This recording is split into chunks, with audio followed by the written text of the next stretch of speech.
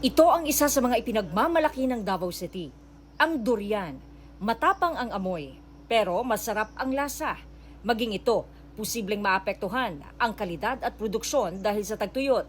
Ikinababahala ito ng mga durian farmer, gaya ni Emmanuel Belvis, na Pangulo ng Durian Industry Association of Davao City. Dito sa Barangay Wangan, mayroon siyang 300 puno ng durian. Ayon sa Pag-asa, posibleng maranasan ng El Nino sa Hunyo. Dito sa Davao City, nararanasan na raw ang dry spell. 3 magkakasunod na buwan na raw kasing mas mababa sa normal ang pag-ulan sa lungsod.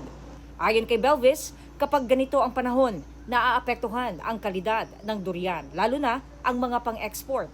Mababa rin ang aanihin dahil nalalagas ang mga bulaklak, maging ang mga maliliit na bunga dahil sa init. Madali rin itong dapuan ng sakit. Kapag nagtuloy-tuloy, apektado ang kita ng mga durian farmer. Kung grabe kainit ang panahon, walay tubig sa yuta, ang may tabo, less ang absorption sa tubig o less ang absorption sa nutrients.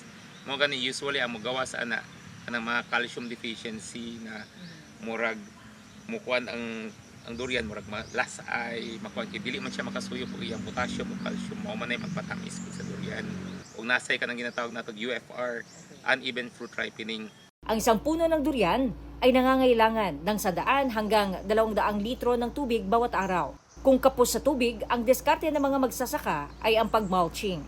Mulching is magbutang kag kanang mga plant debris o kanang mga kuana maka-cover siya sa yuta. Ang among gigamit dito kanang kwardas gani kanang waste sa kanang bunot.